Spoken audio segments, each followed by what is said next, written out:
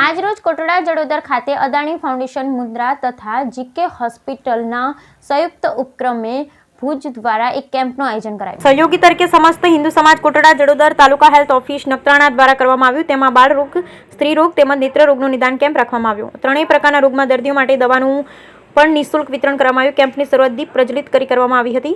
આ દીપ પ્રાગટ્ય ડોક્ટરો શ્રીના હાથે તેમજ ગામના મુખ્ય સામાજિક કાર્યકર જેવા પટેલ સમાજના પ્રમુખ શ્રી લખમસિંહ પુંછા છાબલિયા, રમેશભાઈ જીવરાજ નાયાણી, અનિલગીરી જેઠુગીરી ગોસ્વામી, ગાભુભા પ્રાગજી જાડેજા, પ્રેમજી કાનજી ભગત, મનીષભાઈ ભગત, અંબાલાલભાઈ વાસાણી અને કોટડા જડોદર આરોગ્ય કર્મચારી કિશનભાઈ મકવાણા, જયેશભાઈ વાઘેલા, આશા વર્કર મોહનબા પઢિયાર ખૂબ જ સહયોગ આપ્યો, જેનામાં 159 જેટલા દર્દીઓનો લાભ લીધો. બાળરોગના નિષ્ણાત ડોક્ટર બ્રિજેશ આર ધારવા પોતાની સેવાઓ આપી. આંખના નિષ્ણાત ડોક્ટર રવિ સાહેબે પોતાની આગવી સૂઝબૂછથી આંખ તપાસ કરી અને દર્દીઓને ખૂબ સારી એવી સમજ આપી અને આંખ વિશે કેમ તકેદારી રાખવી અને તેમને સારી રીતે માવજત કરવી તેની સલાહ અને શીખ પણ આપી હતી. સ્ત્રી રોગના નિષ્ણાત ડોક્ટર કનિકા આસર પણ પોતાના સેવાથી દર્દીઓને સહાનુભૂતિ અને સ્વાસ્થ્ય પ્રત્યેની જવાબદારી સમજાવી દવાઓ આપી.